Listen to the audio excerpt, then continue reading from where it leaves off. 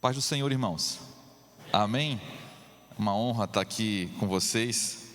E vim com meu amigo e companheiro de ministério, pastor André, está ali comigo.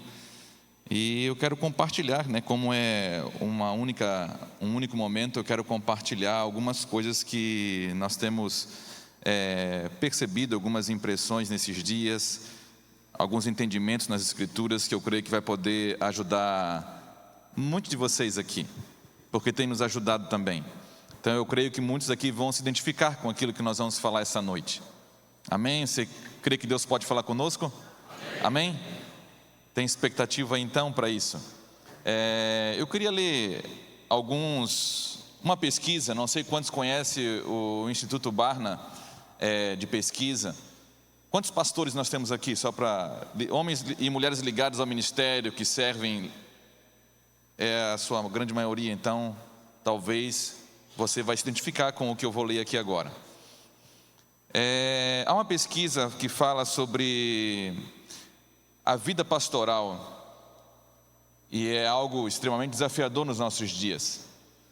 38 a 42% dos pastores já cogitaram abandonar o ministério devido ao cansaço e estresse em determinado período da sua vida. Eu já conversei com homens, por exemplo, que não abandonam porque não tem mais o que fazer da vida. E a única coisa que eles sabem fazer é exatamente ministério. Uma maioria significativa relata experiências de burnout, exaustão emocional e estresse crônico relacionados ao ministério. 65 a 70% dos pastores relatam sinais consistentes de burnout ou estresse relacionados ao ministério. 60% relatam exaustão emocional significativa e 52% dizem sentir que sua carga de trabalho excede sua capacidade. Cerca de 45% já cogitaram deixar o ministério devido a burnout no último ano. Mas eu quero falar para vocês que existe, segundo as Escrituras, um caminho mais leve de viver igreja de forma mais simples. Eu não sei se você já pensou sobre isso, tem pensado sobre isso. Eu não sei quantos pastores aqui dentro, mulheres e homens, têm se sentido cansado nesses dias, quando você olha para um cenário, por exemplo, não mundial, mas você pode reduzir isso para um cenário nacional, o Brasil, nosso campo de trabalho. Você olha para o cenário brasileiro e você vê, meu Deus, é algo terrível. Eu não sei como você tem respondido a algumas pessoas. Às vezes chega homens e mulheres para mim conversar: pastor, eu não aguento mais, está acontecendo na igreja tanto escândalo, tanta coisa, e começam a falar um monte de coisa. Eu falo, cara, assim, eu sinto a mesma coisa que você. A única diferença é que eu acredito ainda na igreja. E eu tenho fundamentos para isso, para acreditar que a igreja de Cristo, ela existe de verdade. E muitas vezes nós estamos simplesmente olhando de um prisma errado, de um prisma deslocado ainda. E quando a gente faz isso, a nossa visão não é clara, é meio turva. Mas o número, como vocês perceberam, é um número muito grande, irmãos.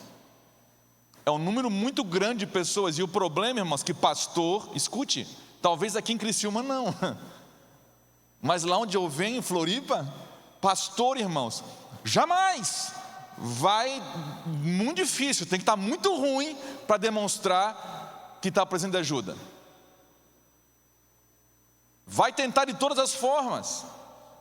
Parece que nós aceitamos uma realidade, uma cultura de que nós precisamos ser alguma outra coisa na frente das pessoas, mas não homem de verdade ou mulher de verdade, homens simples, mulheres simples, de verdade diante das pessoas. E essas coisas que vão entrando sutilmente é exatamente o resultado de uma cultura, irmãos, de pensamentos comuns que vão se juntando, vão sendo disseminados no meio evangélico e faz o estrago que nós estamos vendo hoje, que com um número tão expressivo de mais de 50% dos pastores estão extremamente cansados hoje. E é muito provável que há entre nós aqui pastores e pastoras que se sentem assim, e que não se sente, não tem pessoas de confiança próximos. Você sabia, por exemplo, que um outro dado, eu não tenho agora a porcentagem, mas há um número muito grande de pastores que não têm amigos. Não têm amigos. É muito estranho pastor sem amigo, porque pastor deveria ser aquele cara que mais tenta imitar Jesus, não para benefício próprio, mas é a vida dele, é a sua paixão. E uma das coisas que você vai ver na pessoa de Jesus é que um dos resultados e frutos do seu ministério foi fazer amigos. No final da sua caminhada com os discípulos, ele olha para eles e fala: eu já não chamo mais vocês de servos, mas chamo vocês de amigos, porque eu fiz vocês saberem de tudo. De tudo. Qual foi a última vez, por exemplo, que você pôde ser transparente para alguém? Não, alguém tudo bem, pastor, mas outro pastor não, né? Também tem isso. Porque pastor, irmãos, não aqui em Criciúma talvez, mas em muitos lugares do Brasil, pastor foge de pastor. Tem muitos pastores por aí que até aceitam receber a visita, irmãos, pode até vir a visita do diabo num culto, mas de outro pastor não.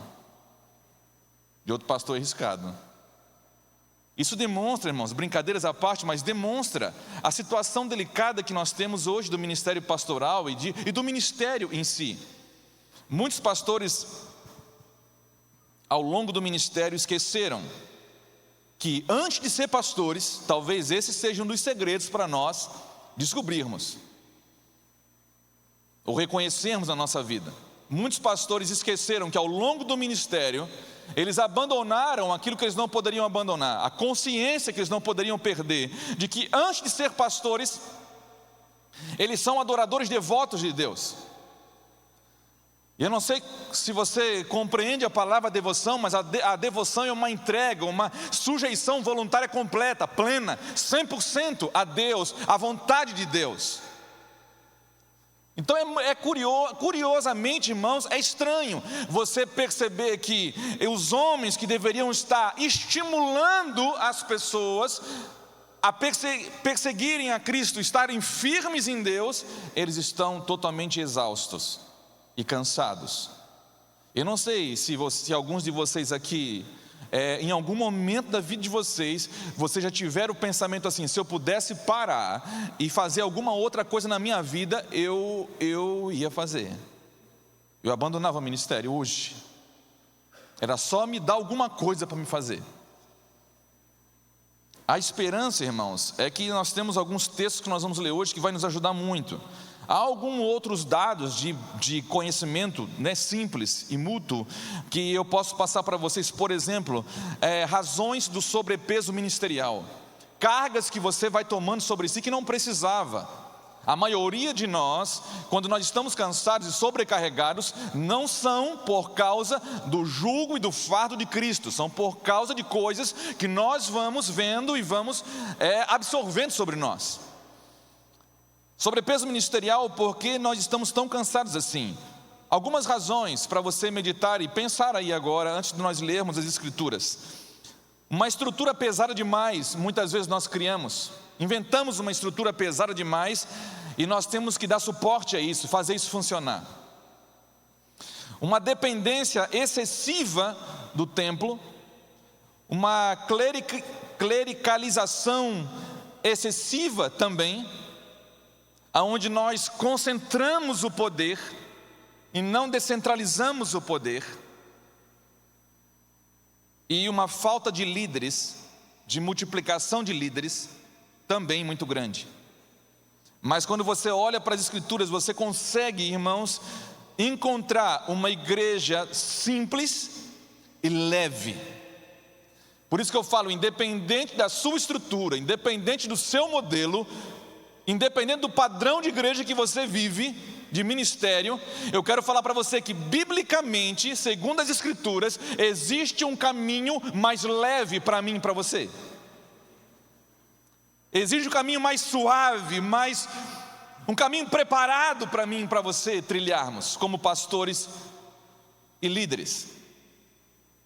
A igreja, no seu princípio, ela tinha muita guerra, muita dificuldade, muita aflição, circunstâncias difíceis, mas eles viviam, tinham uma leveza que é sobrenatural. Era uma estrutura mais orgânica, uma centralidade relacional, uma edificação mútua, uma simplicidade e ao mesmo tempo tinha ordem. Eu tenho decidido, irmão, ser pró-igreja simples, e eu sei que isso é viável, eu acredito nisso, e tenho perseguido isso nos últimos anos. Nos últimos 5 anos, principalmente, nós temos experimentado algumas coisas e eu tenho crido. Ao mesmo tempo eu tenho visto um número grande e infelizmente crescente desse tipo de pessoas que eu li essa pesquisa, cada vez mais cansados, funcionando como se fosse num automático, numa engrenagem sem óleo. Talvez a quantidade de pastores hoje que não buscam mais as escrituras de forma piedosa está aumentando assustadoramente. Pastores que quando buscam as escrituras buscam para ter um sermão para pregar. E infelizmente agora com o advento da inteligência artificial, nem isso fazem mais. Não precisa mais ir para as escrituras, vão para a inteligência artificial e pedem um sermão para domingo. Quando não compram um pacote de sermões prontos ou entram em escolas para aprender e para pegar, para replicar alguma coisa, e aquela espontaneidade e o poder do Espírito Santo que nos ensina todas as coisas, nós vamos perdendo. Mas eu queria ler alguns textos para você, mas antes de ler, pode abrir Apocalipse 1. Apocalipse 1. Eu não vou ler, mas tem um texto, Mateus 11, que eu amo, que é quando o Senhor percebe, Jesus ele se aproxima de pessoas que estão sofrendo. E ele diz: vós que estáis cansados e sobrecarregados, vinde a mim, que eu vos aliviarei. Tomai sobre vós o meu fardo e meu jugo, que é suave e leve, e aprendei de mim que sou manso e humilde. Eu creio, irmão, que existe algo para mim e para você. Eu vim aqui hoje, irmãos, saí de Floripa, da minha casa, para falar para você que existe um caminho simples para nós trilharmos como servos de Deus, como discípulos de Cristo. Talvez o que nós precisamos compreender e aceitar é que antes de ser pastor, nós somos esse tipo de homem simples. Antes de ser um homem do ministério, eu sou um adorador a Deus. O meu sangue é de adorador. Meu sangue não é um sangue de pastor, de um oficial do Evangelho. No meu DNA, eu sou um adorador a Deus. E se você perder isso, você pode fazer as mesmas coisas em qualquer outro lugar, mas você vai pagar o preço por isso, porque vai se tornar extremamente pesado e cansativo para mim e para você. E não interessa a diferença de cidade, isso não está ligado à geografia, não está ligado à qualidade do prédio, não está ligado se é pequeno ou é grande, se é casa ou é templo. Está ligado sim, dependendo do posicionamento meu e seu, do posicionamento dos santos, dos discípulos de Cristo. Há uma forma mais leve, há um caminho que simplifica. Então que nós possamos entrar nesse lugar de Mateus 11 essa noite, amém? Que Deus possa tocar em nós, tocar em mim e em você essa noite. Apocalipse 1, de 1 a 3 diz assim: a revelação de Jesus Cristo, a qual Deus lhe deu para mostrar aos seus servos as coisas que brevemente devem acontecer, e pelo seu anjo as notificou, e as notificou a João, seu servo, o qual testificou da palavra de Deus e do testemunho de Jesus Cristo e de tudo o que tem visto. Bem-aventurado aquele que lê e os que ouvem as palavras dessa profecia e guardam as coisas que nela estão escritas, porque o tempo está próximo. O tempo está próximo. Irmãos, eu quero falar uma coisa para você. Se tem algo nas escrituras, eu creio muito nisso, pontual para os nossos dias, que fala conosco, que pode mudar a nossa trajetória, é o que João está escrevendo aqui.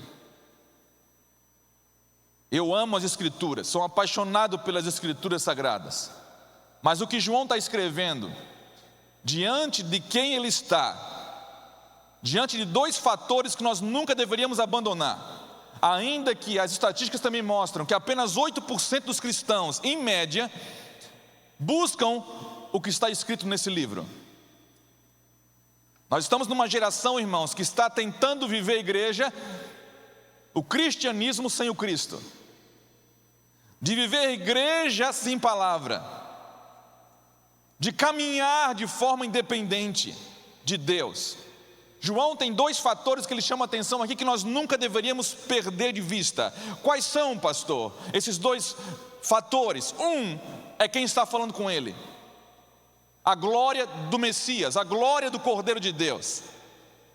E é interessante que ele começa a descrever, nós não vamos ler todo o capítulo 1, mas o capítulo 1, a descrição que ele começa a fazer do Cordeiro de Deus, é extremamente aquilo que ele vai picotando nas 7 cartas, às 7 igrejas, chamando os olhos, a atenção da igreja, a voltar os seus olhos para aquilo que elas nunca deveriam parar de ter visto. A não desfocar com tantas atividades, a não desfocar com o ministério, a não desfocar com aquilo que nós chamamos de obra. O principal é: permaneçam contemplando esse. E por que é tão importante não parar de contemplar esse Cordeiro de Deus? Jesus. Porque ele é o homem que está entre os 7 castiçais de ouro, que são as 7 igrejas, dando a entender claramente nas escrituras que não é somente um lugar que pertence a ele, mas é ele que mantém, que dá vida à igreja.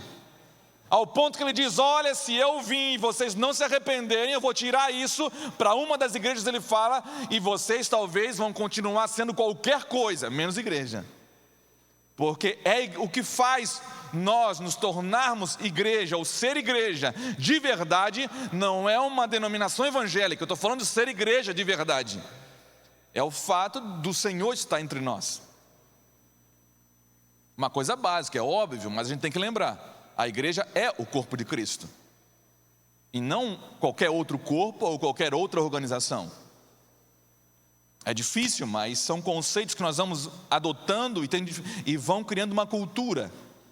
Mas é muito bom as estruturas. Eu também tenho uma estrutura lá em Florianópolis, mas a estrutura só tem um sentido, pastores, que é para servir a igreja de Cristo. O contrário, irmãos, nós estamos simplesmente rasgando dinheiro, nos esgotando. Por isso talvez que tem pastores tão esgotados, criaram um mecanismo tão grande para funcionar que não dão conta mais. Não dão conta mais. Eu falo isso com muito cuidado. E o outro fator que João também fala, além da glória do Messias, ele diz: olha, existe uma forma de vocês ser bem-aventurados. Talvez uma palavra boa aqui para trocar, para chamar a atenção da nossa geração, era ter sucesso.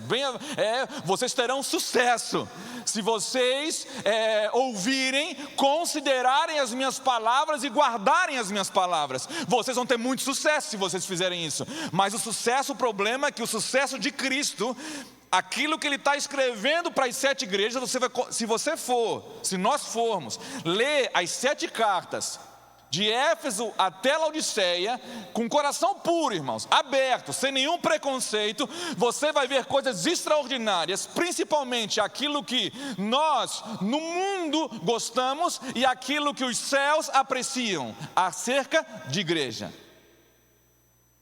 As 7 cartas, de Éfeso a Laodiceia.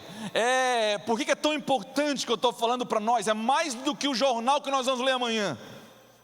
É mais do que qualquer descoberta que nós podemos ter na nossa história. O que João está escrevendo aqui é muito pontual. Escreve as coisas que ainda vão acontecer, João.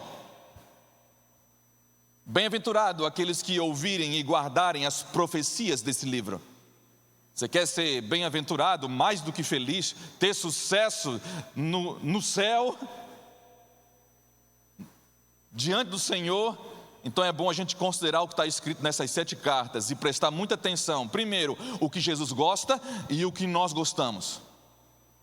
Eu tenho feito esse exercício, irmãos, e tenho aconselhado os homens de Deus a fazerem esse exercício. Terem coragem de fazer. Qual, pastor? É simples. Você vai ter que avaliar, não fulano que está do seu lado. Não é o pastor que você lembrou que devia estar aqui e não está. Não é aquele que está perto de você agora. É você mesmo. E tente fazer um exercício simples. O que você considera como mais importante? hoje, se tratando de igreja. Talvez algumas coisas vieram à sua mente agora. Por outro lado, você vai fazer uma outra pergunta.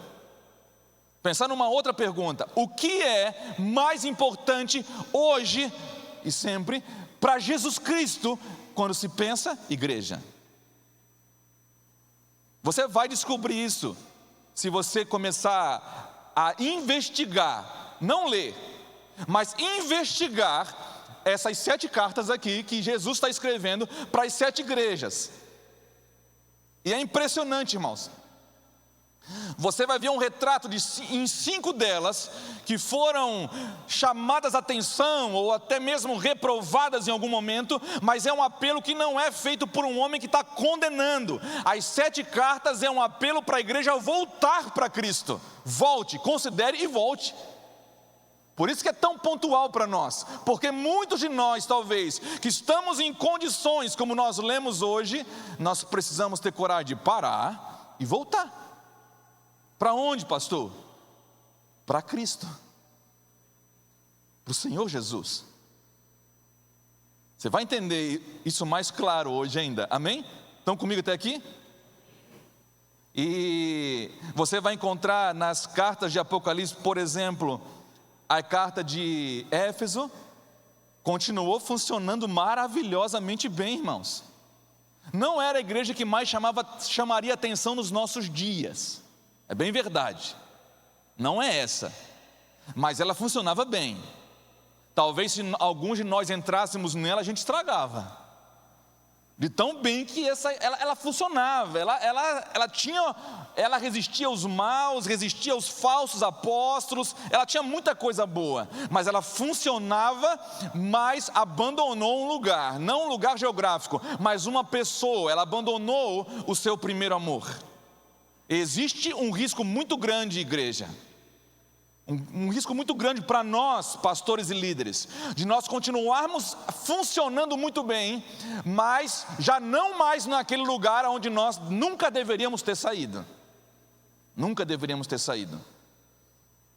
Você vai avançar. A Esmirna eu vou pular, porque Esmirna e Filadélfia foram as únicas 2 igrejas que nós vamos deixar a qualidade por fim, amém? Nós vamos ver agora os BO primeiro, rapidamente. Nós vamos ver a igreja de Pérgamo aceitou falsas doutrinas que foram minando, destruindo por dentro. Talvez, como Paulo trata os falsos ensinos, a pior praga da igreja. Dá para implodir uma igreja com falso ensino. Principalmente como andando pelos caminhos de Balaão, a doutrina dos nicolaítas, imoralidade, podendo se envolver com idolatria, sincretismo religioso, tantas coisas assim. Tiatira, ela deixou Jezabel, espírito de manipulação, entrar na igreja. Tão forte nos nossos dias também. Você vai ver Sardes. Sardes começa a ficar interessante, irmãos. Porque Sardes e Laodiceia talvez são as igrejas que mais chamaria atenção nossa, nos nossos dias. Talvez era as 2 igrejas que mais estariam bombando nas redes sociais. Por quê? Porque Sardes, ela tem nome de quem está vivo. Nome de quem está vivo, aparência de quem está vivo. Eu tenho aprendido uma coisa, é um grande desafio, mas se nós queremos andar com Deus, nós precisamos, segundo as Escrituras, olhar para a igreja do Senhor não com a nossa lente, não a partir das coisas que nós estamos vivendo, mas avaliar as coisas espirituais com aquilo que é espiritual. Sardes era uma igreja que tinha nome de que estava vivo, mas o Senhor falou: vocês parecem que estão vivos, mas vocês estão mortos. Chamaria muita atenção nossa isso, irmãos, porque a nossa escala, a nossa métrica de sucesso e de vida hoje é assustadoramente diferente da palavra de Deus. Isso está crescendo, não está diminuindo. E a última, Laodiceia, essa talvez chamaria muita atenção também, e talvez seria uma igreja que muitas pessoas estariam correndo para ela, porque ela tem uma coisa que realmente flerta com a cultura do mundo. ela era aparentemente rica. Ela se achava rica. E o Senhor falou, não sou eu, tá, irmãos? É Jesus escrevendo, ainda bem que está com letra vermelha. Porque senão você podia chamar que eu sou grosso, herege, qualquer coisa assim, mas está com letra vermelha, então Jesus escreve, falando para João, então assim, né? Se ficar triste, perdoa o Senhor. Mas ele fala, olha, essa igreja aqui, se acha que é rica, ela é extremamente pobre, miserável. E eu não vou falar outros adjetivos, porque são fortes, irmãos, o que Jesus escreve. Porque quem ama muito chama atenção. Jesus está escrevendo porque Ele ama a igreja. Jesus, Ele está falando com você porque Ele ama muito você. E Jesus não quer parte de você. Jesus não quer que sobre uma porção para Ele exausta de você, cansada de você, aquele bagaço de você que a religião sugou e sobrou só o caroço para Deus. Não, Deus quer 100% seu. E se tem uma coisa que Deus sabe, e Jesus sabe, Ele pode nos ensinar e nos ajudar por meio do seu Espírito, é nós sermos abundantes e intensos no ministério, com saúde e com força. Mas existem condições para isso daqui. Tem outros textos que eu quero ler com você. Abra comigo 2 Coríntios 11. Esse é um texto talvez chave para nós essa noite. Irmãos, tem muitos de nós que nós estamos sofrendo por causa própria, não pelas causas de Deus. Ainda que nós estamos rotulando Deus, colocando responsabilidade em Deus. Vou falar uma coisa, pode até soar estranho, mas assim, pelo menos você pode rir depois. Se tem um crime que muitos pastores estão cometendo hoje, é um estelionato. Já cometeram isso no Antigo Testamento. O Senhor fala dos profetas: vocês falam no meu nome, falam o que eu falei quando eu não falei nada. Vocês falam que tem paz quando eu não quero, não tem paz. Eles falavam para ir quando não era para ir, era para ficar. E muitas vezes falavam para ficar no momento que era para ir. Coisa terrível, irmãos, são homens de Deus e mulheres de Deus que se perderam, não do ministério, não da obra de Deus, mas se perderam do próprio Criador, do próprio Deus. E é interessante você lembrar o primeiro homem, irmãos, ele não deixou de cultivar a terra, foi só uma transição geográfica. O que ele perdeu mesmo foi de estar com Deus e ser um adorador devoto, pleno de Deus. Isso ele perdeu. E eu quero falar que essa talvez seja uma das maiores razões do nosso cansaço, de nós nos afastarmos desse lugar em Deus que é leve, que é simples e Ele existe. 2 Coríntios 11 diz assim: quisera eu me suportasses um pouco na minha loucura, suportai-me, porém, ainda, porque eu estou zeloso de vós com o zelo de Deus, porque vos tenho preparado para vos apresentar como uma virgem pura a um marido, a saber, Cristo. Aqui, irmão, já dava uma mensagem grande para nós hoje. Qual é você está trabalhando para quem, afinal de contas? Eu sou pastor também, irmão, não adianta querer enganar. Aí a gente conhece mais ou menos o que rola no nosso meio. A coisa está feia, irmãos. Está chegando a um ponto de que se você falar pastor, em alguns lugares, assim, dá vergonha. Dá vergonha. Eu estou assim, dá vontade de criar um outro termo para expressar quem a gente é, porque assim, literalmente é vergonhoso. Só por Deus.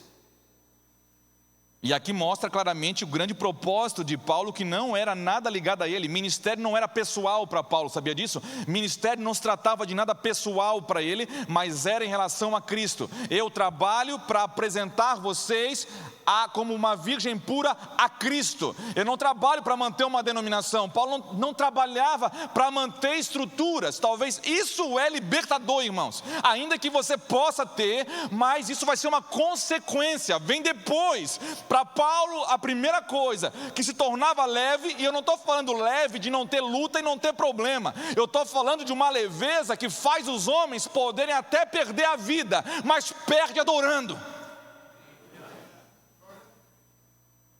Perdem bem vivos, como Estevão, o diácono que foi apedrejado e não morreu, falando mal ou chorando a sua sorte para os outros.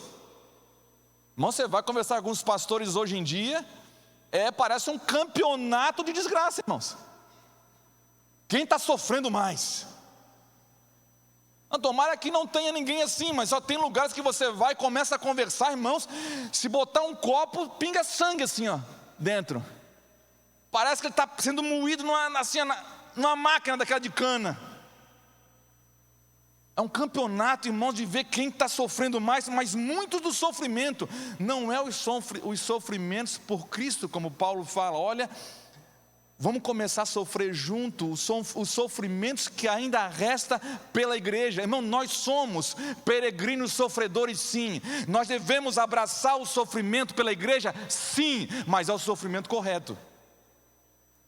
Porque existe também o sofrimento e a dor, que ela é resultado de um movimento puramente humano, das suas escolhas puramente humanas e egoístas. E eu estou me colocando junto nisso. Isso é uma palavra que eu estou sempre me avaliando, para mim não sair desse lugar, porque eu também sou homem. Em 2015 foi quando Deus começou a ministrar isso comigo, falando: olha, Fernando, você funciona bem, mas não obedece mais. E é possível, irmãos, estar no ministério, é possível estar com uma liturgia maravilhosa, é possível nós amarmos o ritual, nos tornarmos ritualistas perfeitos, e nós estarmos desviados. E não há nada mais pesado, irmãos, olhe para mim, não existe nada mais pesado do que fazer a obra de Deus sem Deus. De fazermos um culto a qual não é Deus que vem. É possível, pastor? Claro, Deus fala para Israel: durante 40 anos vocês me serviram no deserto, sacrificaram, dizendo que era para mim, mas não era para mim, era para Moloque e para outros demônios que vocês faziam. Porque a plástica do ritual não é o que determina quem vai receber, irmãos. É a nossa sujeição plena, é onde nosso coração está. É literalmente aquele adorador que ninguém consegue ver. Ele está aí dentro, ou sufocado ou bem vivo. Isso vai determinar. Se tiver 2 ou mais, o culto rola. Deus está ali, ele fala. Essas coisas são simples e são muito reais, irmãos. E ele continua, depois de relatar o zelo: mas temo que assim como a serpente enganou Eva com a sua astúcia, assim também sejam de alguma sorte corrompidos os vossos sentidos e se apartem da simplicidade que há em Cristo. Vocês correm um risco, Coríntios, de continuar o ministério fora da simplicidade de Cristo. Porque se alguém vindo pregar-vos outro Jesus, que nós não temos pregado, e se recebeis outro Espírito que não recebestes, ou outro Evangelho que não abraçastes, com razão vocês vão sofrer. Aqui é Paulo escrevendo com muito amor para aquela igreja. Mas eu quero falar para vocês, irmãos, Paulo, cheio de zelo, ele está falando uma coisa: eu temo que mais cedo ou mais tarde, assim como a serpente enganou a Eva, ela venha enganar vocês e corrompam os sentidos de vocês. E vai acontecer uma coisa, irmãos. O que aconteceu de forma pior, assim como aconteceu com a mulher que Paulo está mencionando, e pode acontecer comigo e com você. Não é parar de fazer alguma coisa, é mover, é colocar você no lugar que não é seu, é remover você do lugar que você sempre deveria estar. Aonde? Em Deus, em Cristo Jesus. Nós não estamos fazendo alguma coisa próximas de Cristo, para Ele, porque Ele está muito próximo de nós. Não, irmãos, a nossa visão agora em Cristo é que Ele está em nós, e nós não podemos apartar-nos desse lugar. E Paulo está falando, olha, se vocês, eu temo que assim como a serpente veio, e ela começou a seduzir, enganar com muitas coisas, ela consiga mover vocês de um lugar. Não é de ministério, irmãos, não é lugar geográfico que Paulo está falando, é de um lugar em Deus. Eu quero chamar a atenção sua para essa simplicidade de Cristo. Cristo era muito simples, não no sentido pejorativo, não leve para o sentido pejorativo. Da simplicidade, irmãos, ao contrário da igreja dos nossos dias, que parece que se tornou tão complexa, tão burocrática, tão pesada na sua estrutura.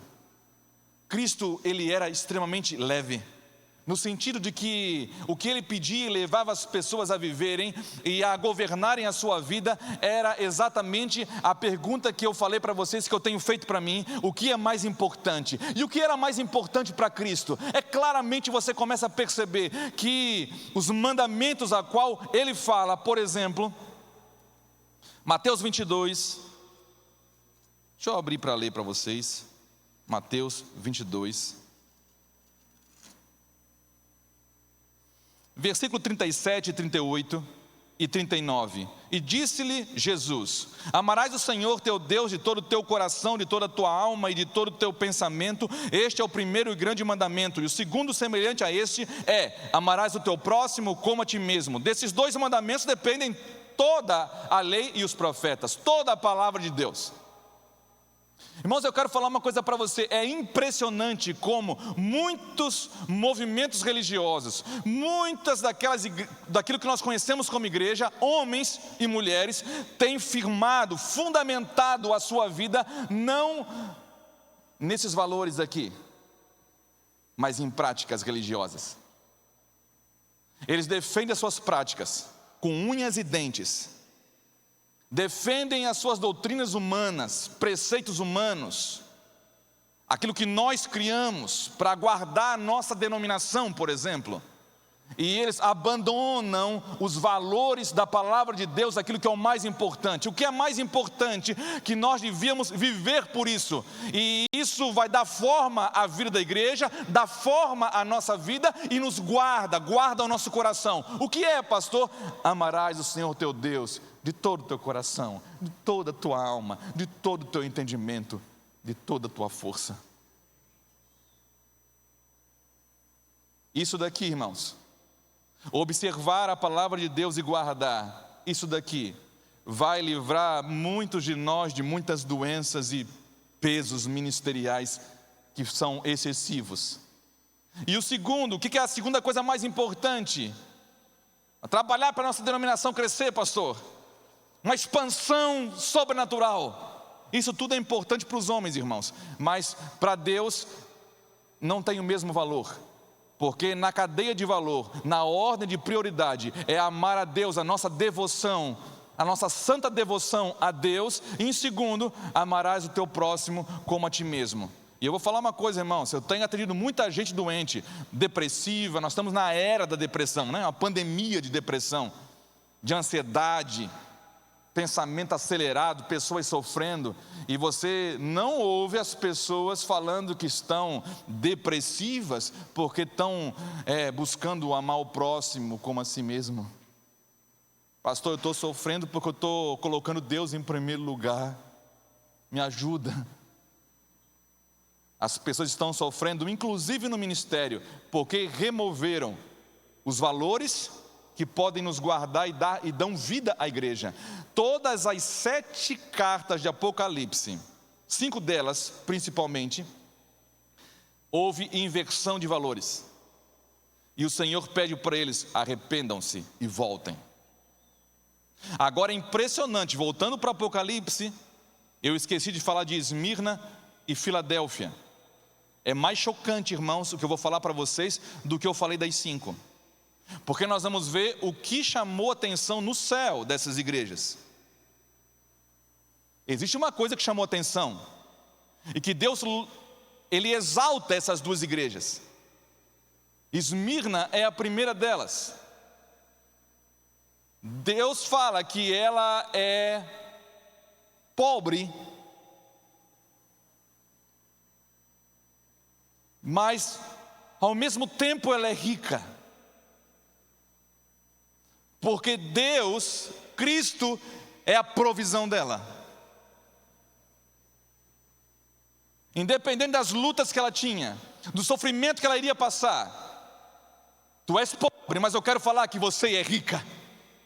Ao contrário daquela que se achava rica, e Deus falou: você é miserável, pobre, cega, nua. E Filadélfia, pastor, o que Deus olhou para Filadélfia e chamou tanta atenção assim? Porque o Senhor diz: olha, eu coloquei uma porta diante de você aberta, e você é fraca, mas você guardou a minha palavra, e ninguém vai impedir você de entrar nela. Deixando claro, irmãos, que sempre que nós caímos na tentação de achar que nós podemos alguma coisa independente, ou trabalhando tipo um freelance para Deus, né? Por fora, segundo as nossas estratégias pessoais, que muitas vezes não tem nada a ver mais com as Escrituras, quando nós não oramos mais para ver o que nós vamos fazer, quando nós não temos mais a palavra como regra de fé e prática, quando nós não temos mais a Bíblia como a palavra de Deus, então nós abandonamos esse lugar. E é impressionante que homens, por exemplo, quando Paulo chega no caminhar do seu ministério, quando à medida que ele vai conhecendo mais de Deus, vai entrando mais em Cristo, vai perseguindo mais a Cristo, e ele diz: olha, se tem uma coisa que eu me glorio hoje, irmãos, eu me glorio, eu já construí as 10, 15 igrejas. Ele fala: eu me glorio na minha fraqueza, porque na minha fraqueza é onde o poder de Deus se aperfeiçoa. Irmão, as coisas que nós estamos vendo nos nossos dias, muitas delas, elas vão explicar por que tantos homens estão cansados e sobrecarregados. Porque nós, infelizmente, estamos aprendendo a uma cultura ao nosso redor, levando a gente a olhar, tirar os nossos olhos da simplicidade de Cristo e colocar os nossos olhos em outras coisas que vão nos sufocar. E para terminar, irmãos, Lucas, abra comigo Lucas, deixa eu falar um pouquinho de Lucas 10 para você.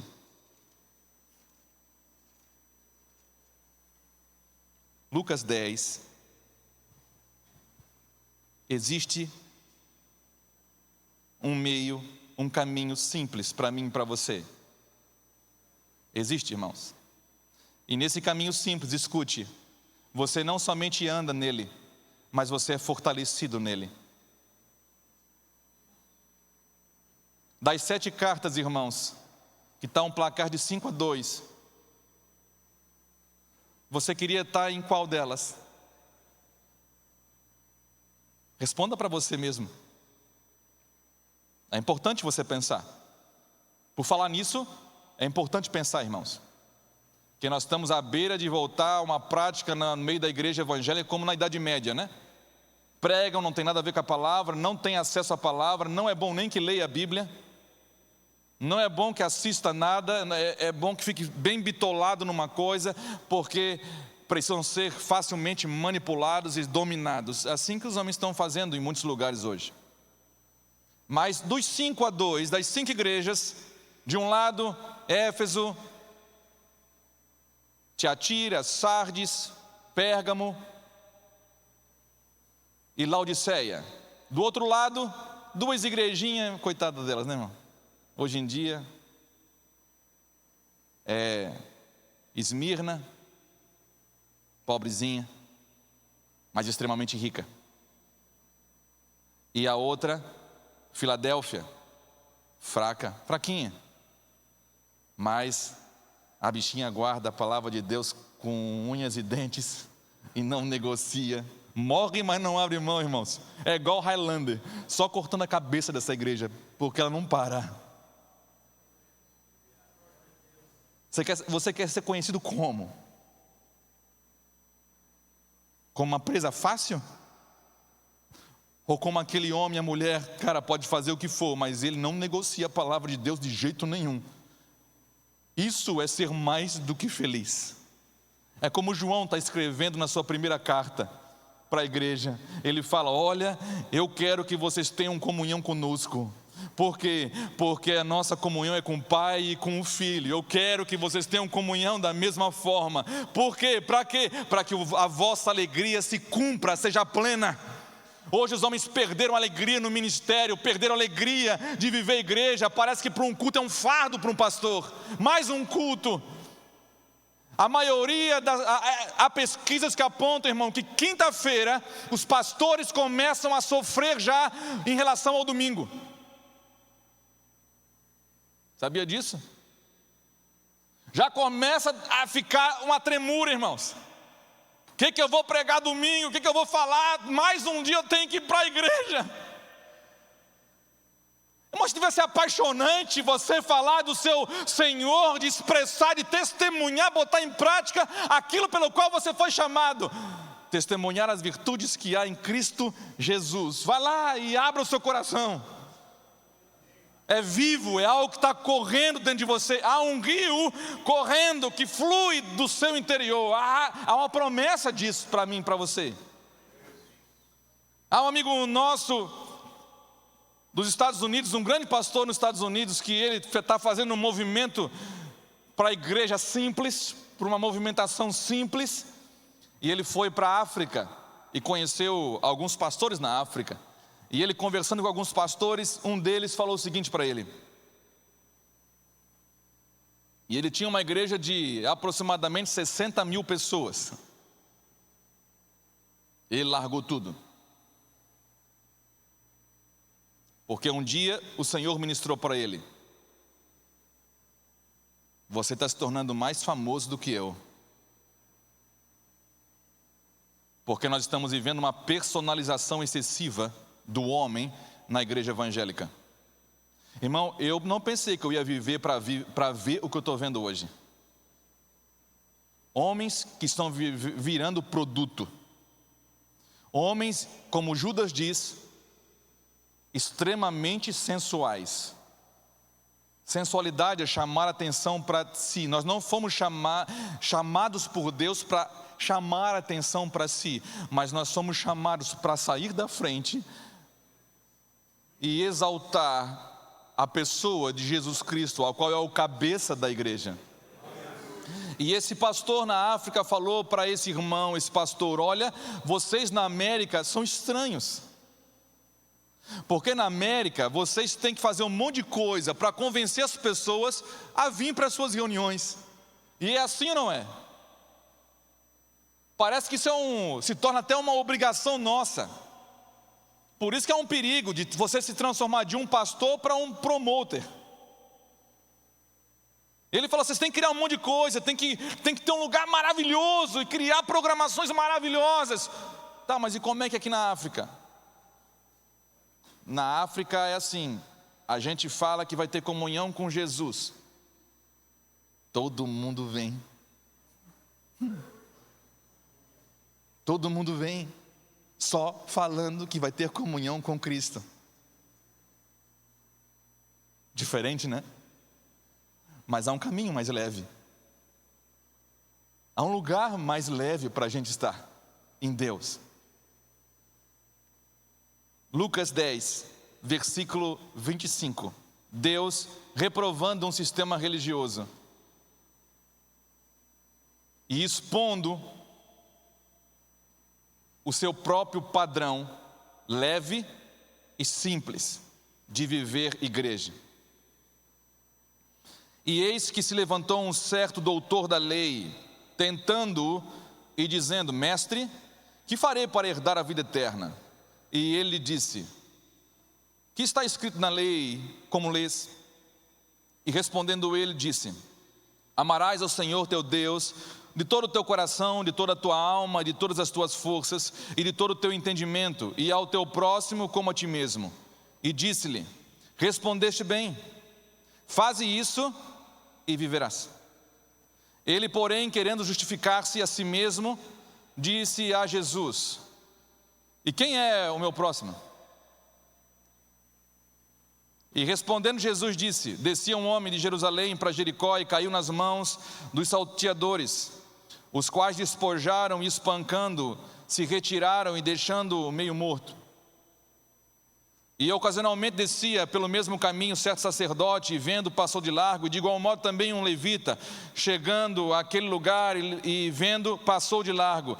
Mas certo samaritano veio até ele, e vendo, foi movido de íntima compaixão, e aproximando-se, atou-lhe as feridas, deitando azeite e vinho, e pondo-o sobre o seu animal, levou para uma estalagem e cuidou dele. Tá bom? Não tá, irmão. E partindo no outro dia, ainda tirou 2 dinheiros e deu ao hospedeiro e disse: cuida dele bem, e tudo o que demais você gastar, eu te pagarei quando voltar. Que vergonhoso isso daqui, gente. Quando você lê de uma forma que você vai avaliar a sua própria existência, porque é Deus falando com você, dá vergonha. Qual, pois, desses 3 te parece que foi o próximo daquele homem?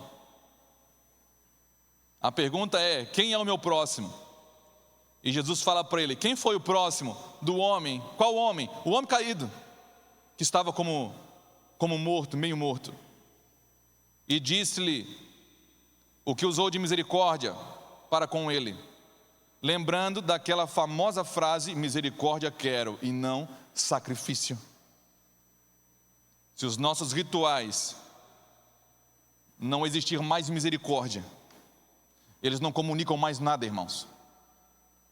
Vai e faze da mesma forma. Me deem mais 10 minutos aqui, eu termino, irmãos. Essa parábola, irmãos, ela é maravilhosa para nós entendermos essa simplicidade de Cristo. Primeiro, ele vem reprovar o modelo religioso, expondo aqui, primeiro já por um doutor da lei, não é qualquer pessoa que está conversando com Jesus. E segundo, Jesus vai usar de 2 figuras, um, o sacerdote, e outro, o levita. Que Jesus está literalmente reprovando nessa parábola.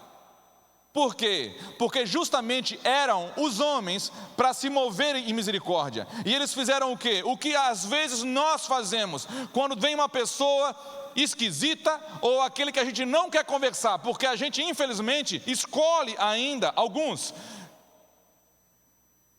Às vezes nós somos tentados a amar aquele que a gente gosta de amar, quer amar. Os fáceis, né? Senhor, manda só gente boa, Senhor, para mim amar. Ou Senhor, eu até me proponho a abrir a minha casa para receber os irmãos, mas assim, não vai mandar qualquer um. Tem gente lá em Floripa que reclama para mim às vezes: pastor, eu fui abrir a minha casa, só veio gente ruim. Então, agradece a Deus, meu filho. Porque você amar só gente boa, até os publicanos e pecador faz. O Senhor fala que para você amar os difíceis, é que vocês vão ser conhecidos como meus filhos. E é libertador, irmão. Sabe de uma coisa? Foi libertador para mim um dia que eu descobri, pastores, que amar e gostar são 2 coisas totalmente diferentes. Você tem que amar quem você não gosta. Tem crente, irmão, que é difícil gostar, verdade ou não é? Irmão, é literalmente um tanque de manga. Não desce, é uma coisa grossa, é difícil. Você ama por quê? Porque está escrito. Porque o Senhor fala: vocês vão saber que vocês saíram das trevas para a luz quando vocês começarem a se amar. A evidência de que vocês me amam é quando vocês estão amando os outros. 1 João 4 ele vai falar: o mundo jamais viu a Deus, mas quando vocês começam a se amar, o meu amor é aperfeiçoado em vocês. E ninguém amou a Deus em primeiro lugar, mas foi Deus que amou a mim e a você em primeiro lugar. Por isso que nós amamos. Não é porque nós aprendemos numa cartilha, ou fizemos uma boa faculdade de teologia, ou temos a maior congregação da cidade. Nós amamos por causa de uma experiência com o amor de Deus. Nós hoje cremos pela fé que nós somos amados demais por Deus. É a experiência, a revelação de João 3,16, porque Deus amou o mundo de tal maneira que deu por mim e por você o seu Filho. Agora 1 João 3,16, nós conhecemos o amor nisso, de nós também darmos a nossa vida pelos nossos irmãos.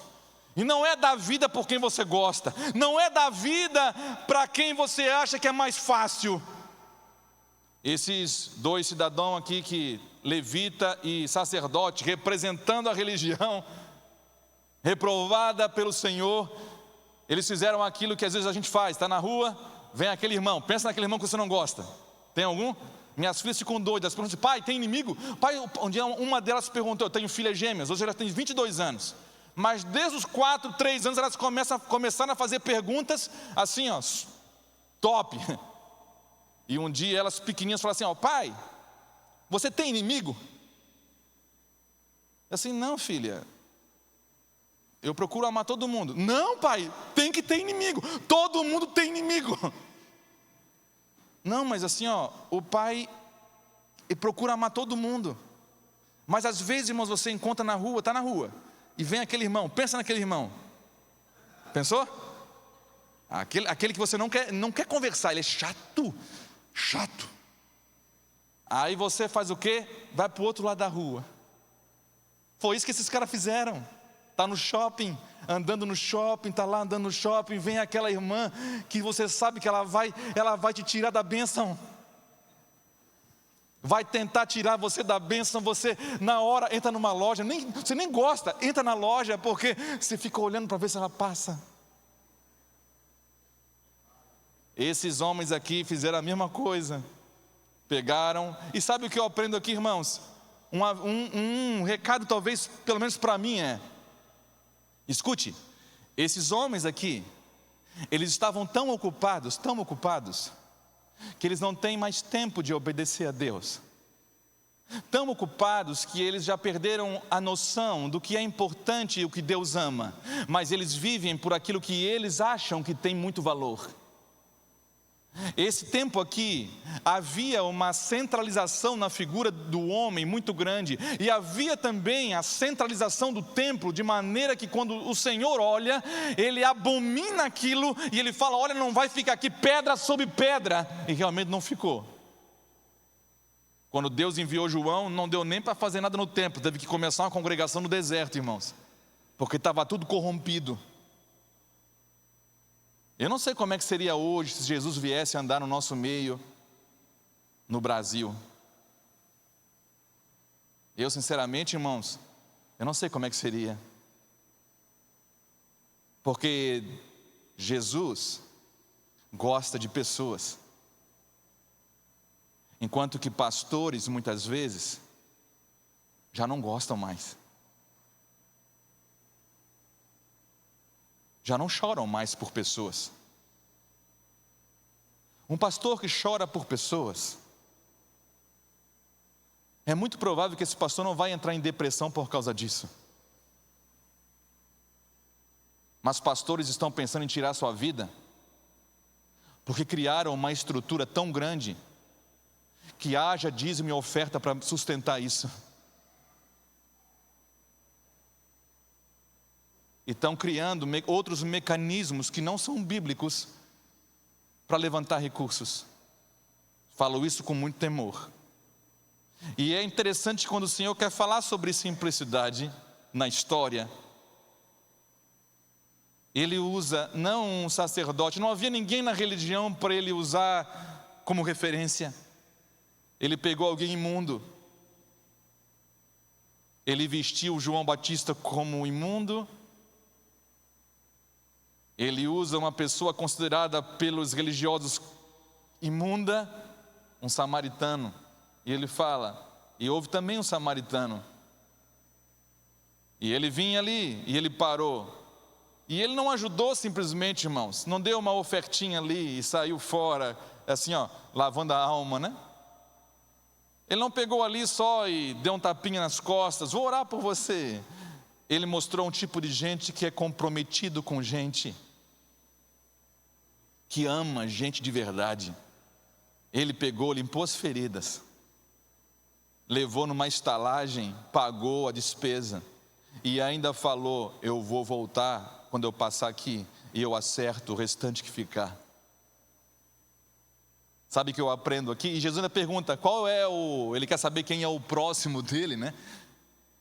E o Senhor não vai falar de um ponto de vista de quem está deitado no chão, porque talvez aquele homem estava querendo entender a partir da realidade do que está recebendo, como uma geração de consumidores que nós temos hoje. O que eu vou ganhar? Quem que vai parar aqui para me socorrer? Irmão, tem um monte de crente doente na igreja, porque está ali esperando, quem que vai me tocar hoje? Quem que eu vou ganhar hoje? Como é que eu vou ser abençoado hoje? Então tudo ali é o moribundo da história. Quem que nós somos na história, irmãos?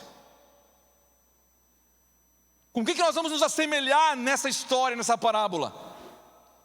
E Jesus perguntou, quem que é o próximo daquele homem meio morto? E ele falou, é aquele que ajudou o samaritano. E ele falou, a resposta de Jesus, e a vida que pode mudar aquilo que nós conhecemos como ministério. Independente da sua estrutura, independente do seu método. Ele diz, vão e façam o quê? O mesmo. Vão e façam o mesmo. Ou seja, ele está falando não de um ponto de vista de próximo de forma passiva, mas muito ativa. Eu não quero que vocês fiquem esperando as pessoas para vocês descobrir quem é o próximo de vocês. Eu quero que vocês sejam o próximo de alguém. Irmão, se dependesse, escute o que eu vou falar para você. Se dependesse dos religiosos daqueles dias, aquele homem moribundo que estava deitado no chão, ele jamais iria conhecer o amor de Deus.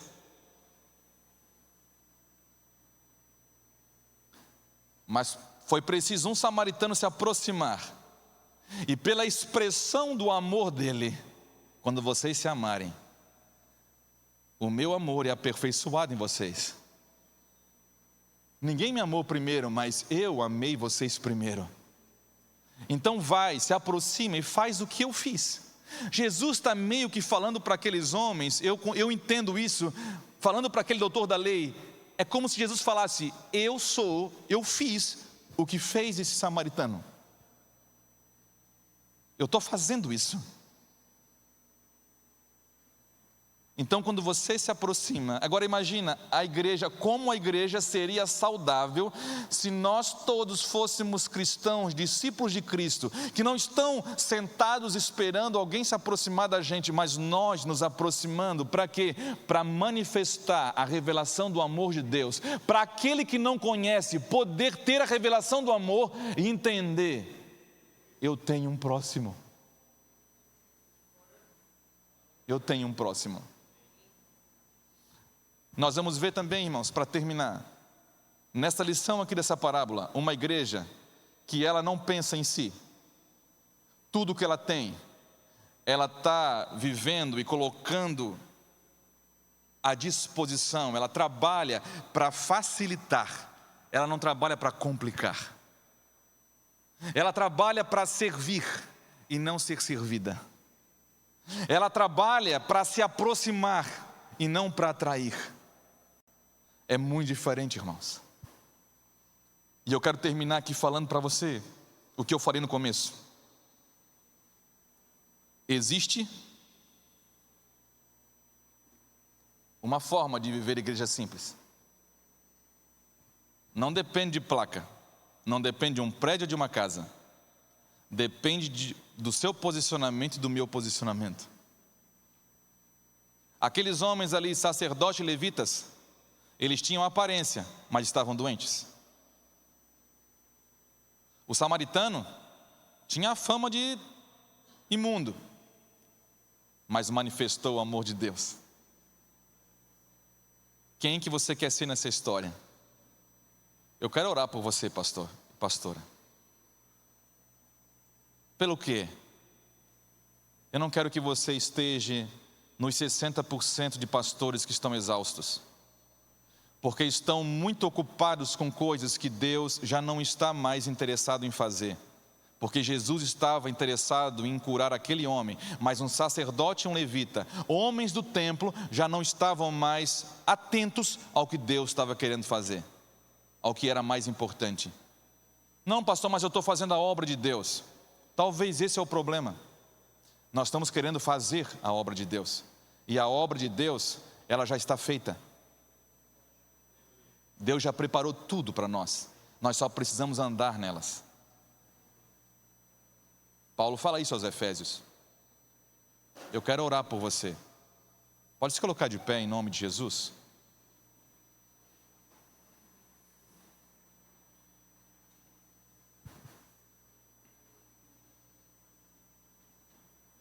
Você já viu cirurgia sem anestesia, irmão?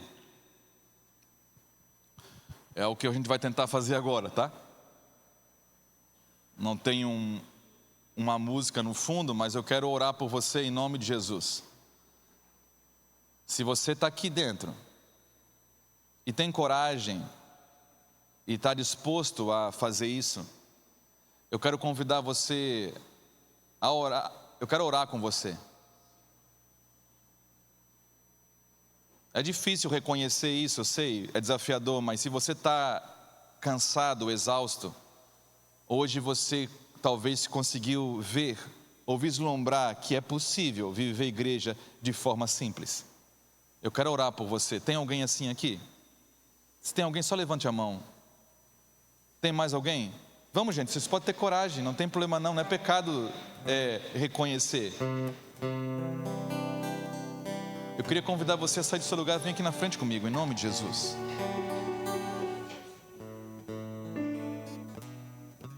Pregar para pastores é um desafio, irmãos.